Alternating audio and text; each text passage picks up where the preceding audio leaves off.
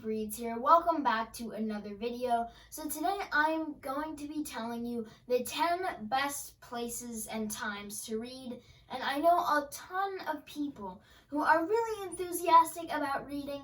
They just never have the time because they're always at recitals or games, etc. So I'm going to show you where your free time is throughout the day and the best places to read during that time.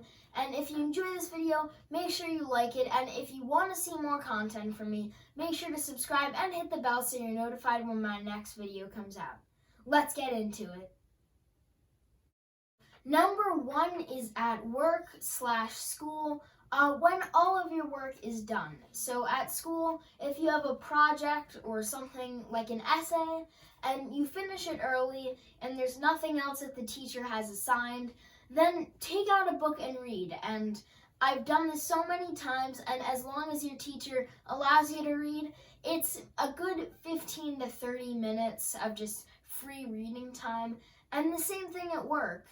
If you have no phone calls to answer, and you've caught up with the daily schedule, all that. I don't really know too much about work, but if you're all done with the work that you have to do, then bring a book or whatever, because I know a lot of people that watch Netflix in this time, but you could just bring a book and that would be really great.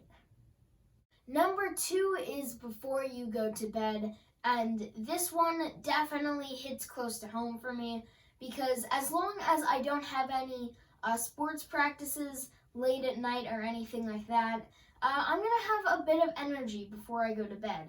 And instead of just staring at the ceiling, having nothing to do, I just take out a book and read. And this helps me catch up on any reviews that I have to do. And this is gonna help especially with the 2 really long videos that are coming up. And this works for people of all ages. I mean, there's really nothing I can say about it other than this is the perfect amount of free time that you need. Number 3 is any free time in general, and this kind of seems anticlimactic, which makes sense because I still have 7 more times to read in this place. But if there's one that isn't on this list and you think, hey, well, that's a decent time, that's a decent amount of free time, then just use that free time to read. And if it's a time where you really need to stay at least half focused, like babysitting, maybe not read there, but maybe something else that you can think of where it's just you sitting around, or when all of your chores are done, for example. I didn't put that on the list, and you could read if you have nothing else to do after that. Number 4 is on trips, and I put this on my list as road trips at first, but now that I think about it, you could read at any point in your trip. Well, not any point, but most times. For example, on the plane, or if you're taking a train, a boat even, or a car. As long as you don't get motion sickness in the car or anywhere else, then you could take out a book, because usually when you go on vacation, you're on a plane, and sometimes it's 6, 7, 8+ hour flights. And if you get bored of the in-flight snacks or the movies that you have, then just pop out a book. And you might get bored or finish the book, but that's okay. You don't have to read multiple books, but it would be really awesome if you even finished one.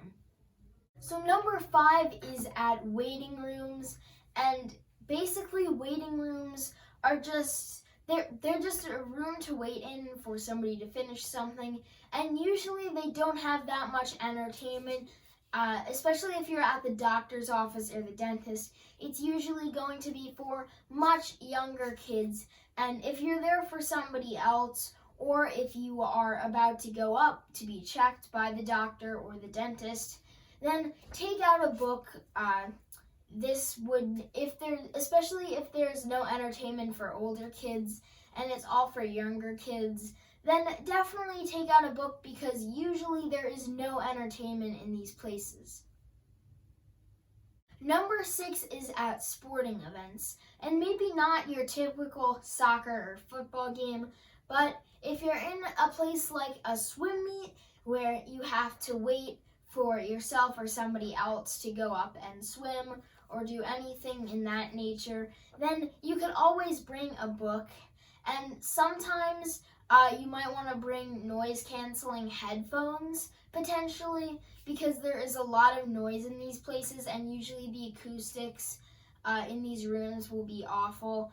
And you could even read at some place like a tennis match, as long as you're still half aware of what is going on so that you don't miss your game or a race. Number 8 is when you are picking somebody up from a sporting event or a practice for a recital, something of that nature, and there is a while until they get into the car.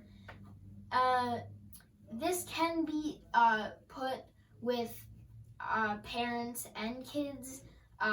If you're riding along with your parent while you're waiting for your sibling to be picked up, something like that, even a cousin or a friend, you could bring a book. And I mean, it would be better if it was maybe a 20 to 30 minute wait instead of a 5-minute wait, because if you bring a book for a 5-minute wait, you're really not going to get that much reading done. So if you're ever in a place like this, just make sure the time period is long enough for you to actually enjoy a few chapters or so.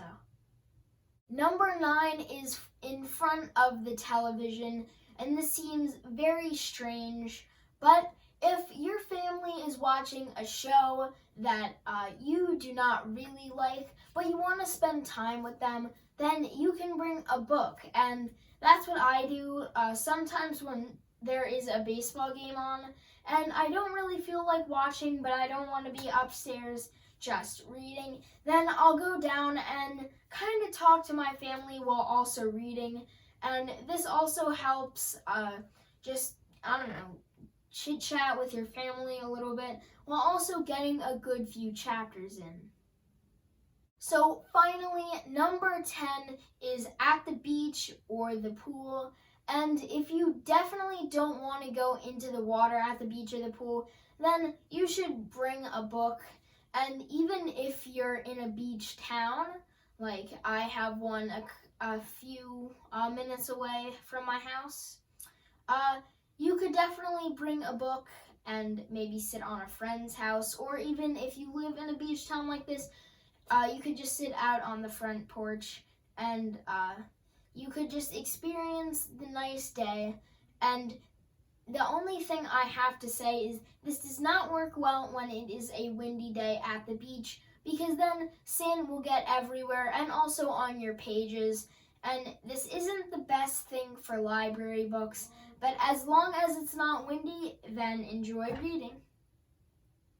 That is going to wrap it up for this video. Thank you so much for watching, and if you enjoyed, make sure to hit the like button, and if you want to see more content from my channel, make sure to subscribe and turn on the bell so you're notified when my next video comes out.